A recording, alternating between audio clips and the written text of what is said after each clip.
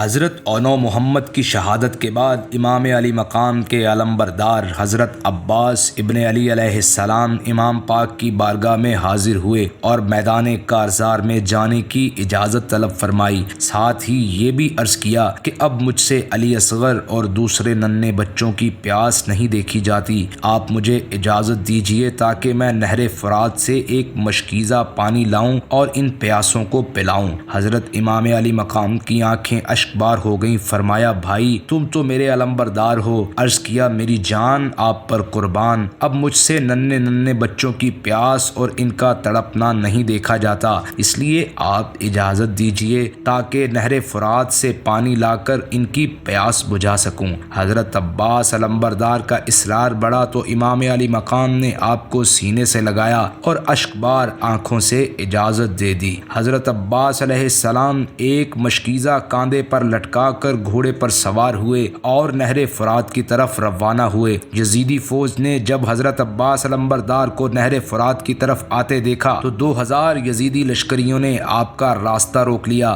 حضرت عباس نے یزیدی فوج سے خطاب فرمایا، اے کوفیو، اللہ سے ڈرو اور رسول اللہ صلی اللہ علیہ وآلہ وسلم سے شرماؤ۔ افسوس صد افسوس، تم لوگوں نے بے شمار خطوط اور قاصد بیچ کر نواسۂ رسول کو بلایا، اور جب وہ آ گئے تو ان کے ساتھ تم نے بے وفائی کی اور دشمنوں سے مل کر ان کے تمام رفقا اور عزیز و اقارب کو شہید کر دیا، اور رسول زادیوں اور ننھے بچوں کو ایک ایک بوند پانی کے لیے ترسایا۔ سوچو اور غور کرو، میدان محشر میں ان کے نانا جان حضور سرور کائنات کو کیا منہ دکھاؤ گے؟ کوفیوں نے جواب دیا، اگر تمام روئے زمین پانی ہو جائے تو بھی ہم لوگ تمہیں پانی کا ایک قطرہ نہیں لینے دیں گے۔ ظالموں کا یہ جواب سن کر آپ کو جلال آ گیا اور ایک نعرہ لگایا اور فرمایا، حسین سر کٹا سکتا ہے لیکن فاسق و فاجر کے سامنے جھکا نہیں سکتا۔ فرات کے محافظوں نے یہ کلمات سنے تو عباس پر ٹوٹ پڑے اور تلواروں اور نیزوں کی بارش کر دی۔ حضرت عباس نے بھی ڈٹ کر ان کا مقابلہ کیا اور نہر فرات کے قریب پہنچ گئے اور گھوڑے کو فرات میں داخل کر دیا۔ مشکیزہ برا اور ایک چلو پانی کا لیا، مگر ننھے بچوں کا پیاس سے تڑپنا اور بھلکنا یاد آیا تو غیرت ایمانی نے یہ گوارا نہ کیا کہ ساقی کوثر کے دلارے علی و فاطمہ کے جگر پارے پیاسے رہیں اور میں پانی سے سیراب ہو جاؤں۔ فوراً پانی کو پھینکا اور برا ہوا مشکیزہ بائیں کندھے پر لٹکایا اور نکل پڑے۔ چاروں طرف سے شور اٹھا کہ راستہ روک لو، مشکیزہ چھین لو، اگر یہ مشکیزہ خیمہ حسین تک پہنچ گیا تو ہماری خیر نہیں۔ ادھر حضرت عباس اس کوشش میں تھے کہ کسی بھی طرح اہل بیت نبوت کے پیاسوں تک یہ پانی پہنچ جائے۔ جب دشمنوں نے آپ کو چاروں طرف سے گھیر لیا تو آپ نے بپھرے ہوئے شیر کی طرح یزیدیوں پر حملہ کرنا شروع کر دیا۔ لاشوں پر لاشیں گرنے لگی اور خون کے فوارے بہنے لگے۔ اس طرح آپ برابر دشمنوں کو مارتے کاٹتے اور چیرتے پھاڑتے ہوئے خیمہ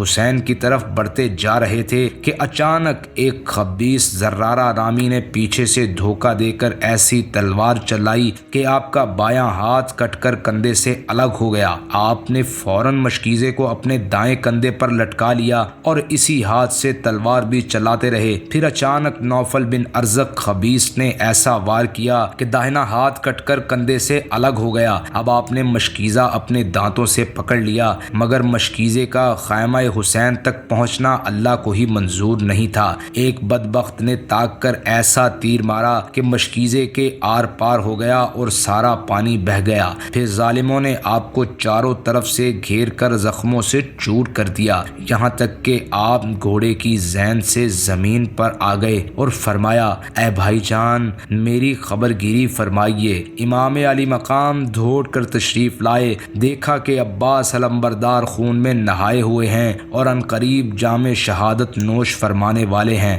شدت غم سے امام علی مقام کی زبان پر یہ کلمات جاری ہوئے، اب میری کمر ٹوٹ گئی۔ پھر حضرت عباس کی لاش کو آپ اٹھا کر خیمہ کی طرف لا رہے تھے کہ ان کی روح پرواز کر گئی۔ انا للہ و انا الیہ راجعون۔ حضرت عباس علمبردار کی شہادت کے بعد امام علی مقام نے جب یہ دیکھا کہ جملہ احباب، اقربا اور بہن بھائیوں بتیجوں میں سے سب نے جام شہادت نوش فرما لیا ہے اور آپ کے 3 صاحبزادوں امام زین العابدین حضرت علی اکبر اکبر اور حضرت علی اصغر کے سوا اور کوئی باقی نہ رہا۔ حضرت زین العابدین جو کہ بیمار تھے، حضرت علی اصغر جو کہ ابھی شیر خوار تھے اور حضرت علی اکبر کی عمر صرف 18 سال تھی۔ آپ نے ان کو دیکھتے ہوئے خود میدان جنگ میں جانے کا ارادہ فرمایا۔ حضرت علی اکبر جب والد گرامی کو میدان میں جاتے ہوئے دیکھا تو آگے بڑھ کر امام علی مقام سے لپٹ گئے اور عرض کی، ابا جان، آپ میرے ہوتے ہوئے میدان جنگ میں کیوں تشریف لے جا رہے ہیں؟ مجھے اجازت دیجیے۔ حضرت امام علی مقام نے محبت بری نگاہ اپنے فرزند ارجمند پر ڈالی اور فرمایا، بیٹا، میں تمہیں کس دل سے اجازت دوں؟ کیا میں تمہیں خاک و خون میں غلطاں ہونے کی اجازت دوں؟ بیٹا، تم نہ جاؤ، یہ یزیدی صرف میرے خون کے پیاسے ہیں، مجھے شہید کرنے کے بعد یہ کسی سے بھی تعارض نہیں کریں گے۔ لیکن حضرت علی اکبر نے بہت اصرار کیا، قسمیں دیں، تو امام علی مقام کو اجازت دینی پڑی۔ حضرت علی اکبر میدان جنگ میں جانے کے لیے تیار ہوئے تو امام علی مقام نے خود اپنے ہاتھوں سے 18 سالہ حسین و جمیل جوان بیٹے کو گھوڑے پر سوار کیا، اپنے دستے مبارک سے اسلحے لگائے، تلوار حمائل کی اور نیزہ اپنے دستے اقدس سے ان کے ہاتھ میں دیا۔ بیٹے نے ابا جان اور خیمے میں کھڑی ہوئی دکھ رسیدہ بیبیوں کو سلام کیا اور میدان جنگ کی طرف چل پڑے۔ حضرت علی اکبر جو شکل و شمائل میں حضور علیہ الصلوۃ والسلام کے بہت مشابہ تھے، میدان جنگ میں پہنچے اور جنگ کے لیے طلب فرمایا، لیکن یزیدی لشکر میں سے کوئی بھی سامنے نہ آیا تو خود ہی لشکر اعداء میں گھس کر حملہ کر دیا اور تمام اشقیاء کو درہم برہم کر دیا اور کافی دیر تک لڑتے رہے۔ جب پیاس سے بے قرار ہو گئے تو پلٹ کر ابا جان کی خدمت میں آئے اور عرض کیا، ابا جان، پیاس کا بہت غلبہ ہے۔ امام علی مقام نے ان کے چہرے کے گرد و غبار صاف کیے اور اپنی انگشتری ان کے منہ میں ڈال دی، جس کے چوسنے سے انہیں تسکین ہوئی، اور پھر میدان میں آ گئے اور طلب فرمایا۔ عمر بن سعد کے بار بار غیرت دلانے اور موصل کی گورنری کی لالچ میں طارق نامی ایک پہلوان آپ کے مقابلے میں نکلا، لیکن علی اکبر نے ایسا کاری وار کیا کہ وہ گھوڑے سے گرا اور ڈھیر ہو گیا۔ طارق کے بیٹے عمر بن طارق نے جب اپنے باپ کا یہ حال دیکھا تو غصے سے آگ بگولا ہو گیا اور دوڑ کر حضرت علی اکبر پر حملہ کر دیا۔ شہزادہ علی اکبر نے ایک ہی وار میں اس کا بھی کام تمام کر دیا۔ اس کے بعد طارق کا دوسرا بیٹا طلحہ بن طارق آیا، اسے بھی موت کے گھاٹ اتار دیا۔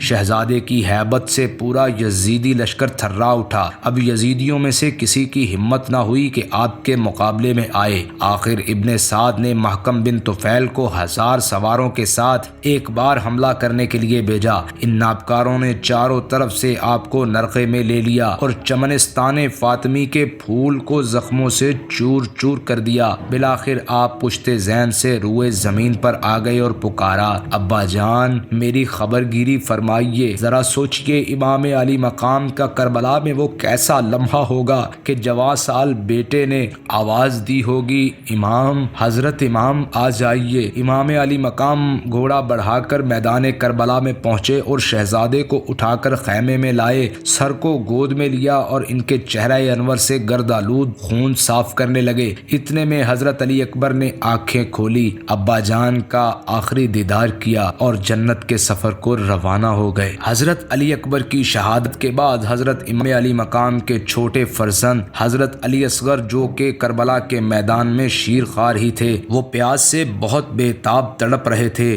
دشمنان اسلام یزیدیوں نے میدان کربلا میں نہر فرات کا پانی 7 محرم الحرام سے بند کر رکھا تھا۔ 3 دن ہو گئے اہل بیت اطہار پر کھانا پانی بند ہے، بھوک کی پیاس ماں کے سینے میں دودھ خشک ہو چکا ہے اور خیمے میں کہیں بھی پانی کا نام و نشان تک نہیں۔ ایسے عالم میں اس ننھے بچے کی خشک زبان کبھی باہر آتی ہے اور کبھی بے چینی سے پورا بدن ہلنے لگتا ہے اور غش کھا کر بے ہوش ہو جاتے ہیں۔ پھر چند لمحوں بعد کبھی ماں کی طرف دیکھتے ہیں اور اپنی سوکھی زبان ماں کی طرف دکھاتے ہیں تو کبھی باپ کو دیکھ کر ان کی طرف دکھاتے ہیں۔ معصوم بچہ کیا جانے کہ ظالموں نے ان کے اوپر دانا پانی بند کر رکھا ہے۔ جب اس ننھے بچے کی بے تابی حد سے زیادہ بڑھ گئی تو حضرت رباب جو کہ علی اصغر کی والدہ تھی، بچے کو گود میں لیے ہوئے حضرت امام علی مقام کی خدمت میں حاضر ہوئیں اور عرض کیا، میرے سرتاج، اب علی اصغر کی پیاس اور بے تابی نہیں دیکھی جاتی، اس کو گود میں لے کر جائیے اور ظالموں کو دکھائیے، شاید ان سنگ دلوں کو اس بچے کی پیاس اور بےتابی پر ترس آ جائے اور پانی کے چند گھونٹ اس کو پلا دیں۔ یہ ننھی سی جان 6 مہینے کا علی اصغر نہ تو جنگ کرنے کے لائق ہے اور نہ ہی میدان کارزار کے قابل۔ امام علی مقام اس ننھے سے نور نظر کو سینے سے لگا کر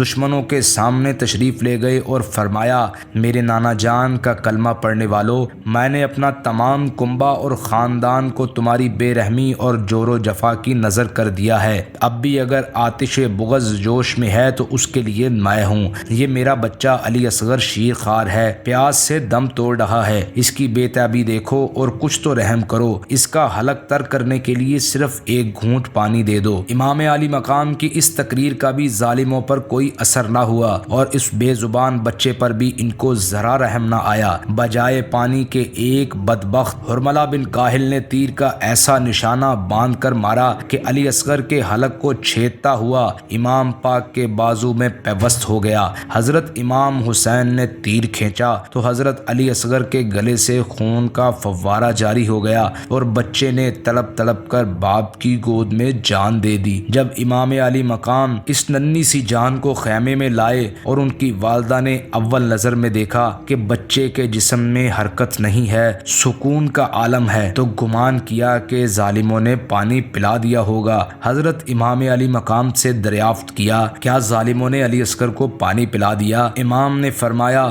وہ بھی ساقی کوثر کے جام سے سیراب ہونے کے لیے اپنے بھائیوں سے جا ملے ہیں۔ اللہ نے اس چھوٹے ننھے علی اصغر کی قربانی بھی قبول فرما لی ہے۔